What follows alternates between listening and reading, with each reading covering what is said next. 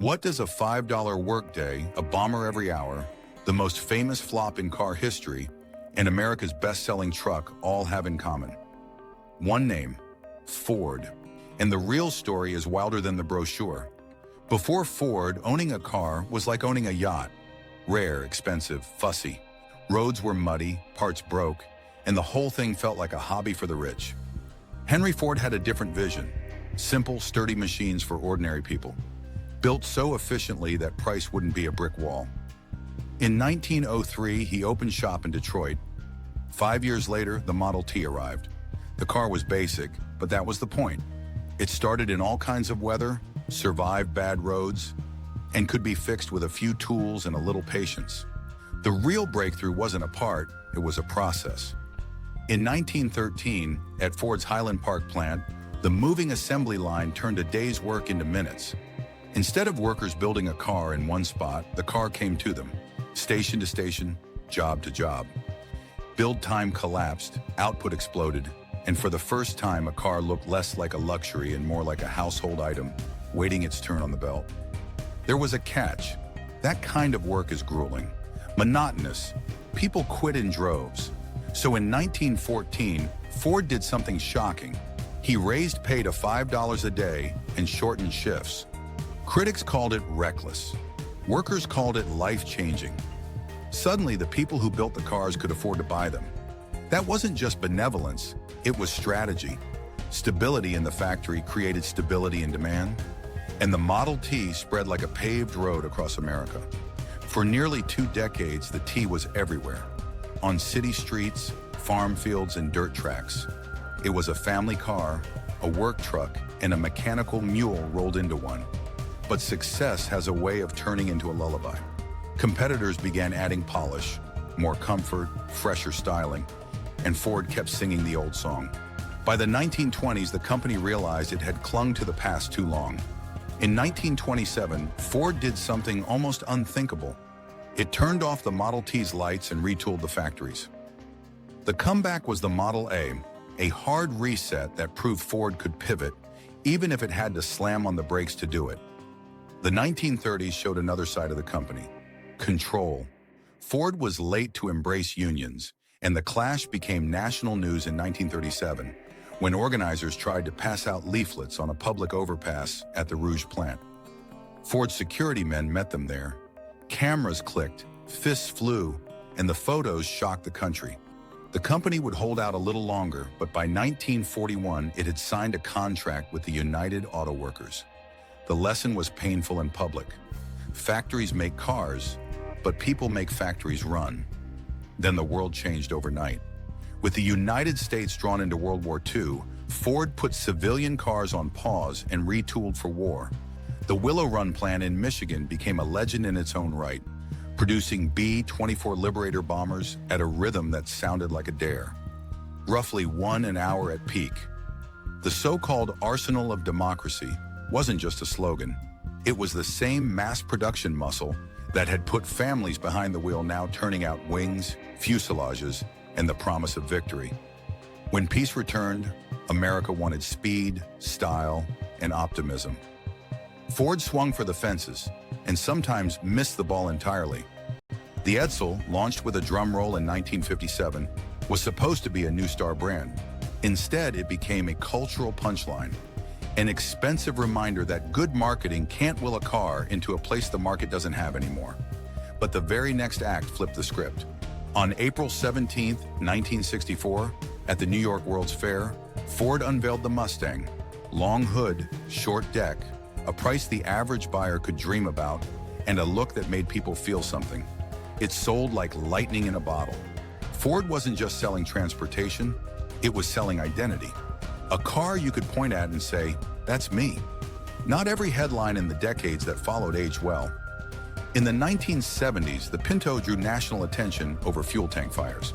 The story turned into hearings, lawsuits, and eventually a massive recall. For Ford, it was a bruise that lingered. For the industry, it was a turning point. Safety could never again be a spreadsheet footnote. Trust, once dented, is hard to panel beat back into shape. Meanwhile, something else was happening that would quietly define Ford's next half-century. Trucks. The F-Series, launched in various forms dating back to the late 1940s, grew into an empire. By the late 1970s, America had fallen in love with full-size pickups, work tools that doubled as family vehicles, and Ford's trucks just kept rising. Year after year, decade after decade, the F-Series became the default answer for contractors, ranchers, suburban families, and weekend towers alike. It wasn't just a product line, it was the company's financial heartbeat, the steady thump that funded everything from moonshots to makeovers. Then came the mid-2000s and a different kind of storm. Gas prices spiked, the housing market shook. Detroit's old formula started to stall. In 2006, Ford hired a new CEO, Alan Mulally, who brought a simple, radical idea: buy time. He raised a colossal loan, tens of billions, mortgaging nearly everything, even the Blue Oval trademark. It was a gamble that looked desperate from the outside and disciplined from the inside. With that cash, Ford executed a plan it called One Ford, stripping away distractions, selling off side brands, and focusing on a smaller set of platforms that could be built and sold around the world. When the Great Recession hit, competitors took the bankruptcy route. Ford didn't. It was bruised, yes, but still standing, and crucially, still independent. The next pivot might be the biggest since the Model T. Cars are becoming computers on wheels, connected, updated over the air, and increasingly electric. Ford's first big EV salvo arrived with the Mustang Mach-E, a crossover wearing the same nameplate that once broke the 1960s open. The bet was clear: put the badge with real cultural gravity on a new kind of car and ask buyers to come along. Then Ford did something even heavier. It electrified the franchise.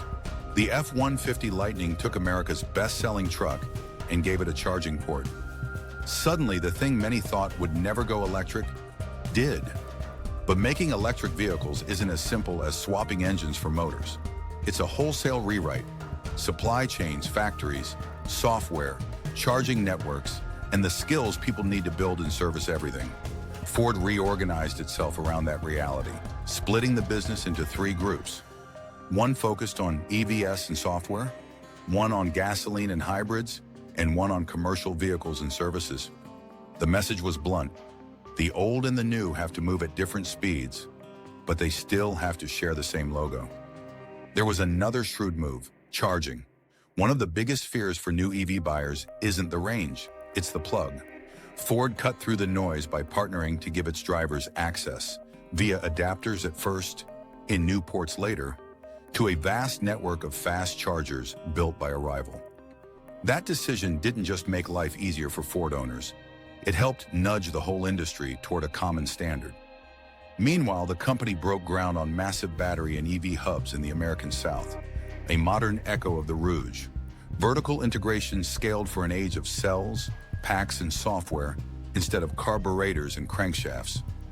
All of that technology collides with another force that has shaped Ford from the beginning: labor.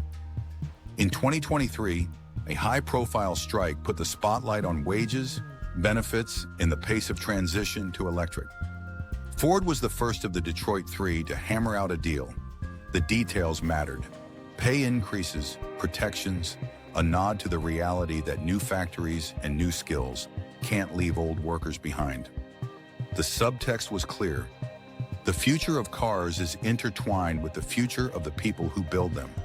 So what do you call a company that has been both the hero and the foil in the story of American industry? Ford is a paradox by design. It's the creator of the assembly line, and the employer that learned, sometimes painfully, how to make that line humane. It's the maker of the Model T, then the company that let the T linger too long. It's the architect of a truck dynasty that prints profits, and the brand that turned a horse into a battery-powered crossover. It's the outfit that electrified a pickup, and in the same breath, reminded the world that software updates matter as much as steel. The truth is, Ford has always been about scale. The first time, that meant stamping out millions of identical cars. The next time, it meant mass-producing Victory aircraft. Today, it means scaling batteries, code, and charging in ways that feel impossible, right up until someone finds a way to make them routine. That's Ford's special effect: turning the extraordinary into the everyday. Sometimes it trips, sometimes it face plants, and sometimes it opens a door the rest of the world didn't even know was there. Will the electric pivot stick? Demand rises and falls with interest rates, incentives, and headlines. Software can delight, and it can backfire. Competition is relentless, from price cuts to hybrid holdouts. But the companies that guide customers through the messy middle with the least friction will own the future when the dust settles. Ford's wager is that heritage can be a launch pad, not an anchor. That a century of building difficult things at scale is the best training for building different things at scale. Look back one last time: a muddy road, a simple car, a moving line, a paycheck that shocks the world, a fight on an overpass, a bomber every hour, a flop so big it still makes people wince, a pony car that turned into a stampede, a recall that rewired the rules, a truck that became a culture, a midnight meeting to mortgage a logo, a charging plug going into a pickup under the glow of a streetlight. That is Ford. Not sleek, not perfect, but almost always moving, sometimes faster than anyone thought possible. From barn-built prototypes to hands-free driving and battery plants that look like cities, Ford is still chasing the same idea Henry Ford did. Make the complicated feel common. Build the future so well and at such scale that it just becomes how things are. If history's any guide, the wildest part of the story is the part no one has written yet. Be sure to hit subscribe and keep the engine running.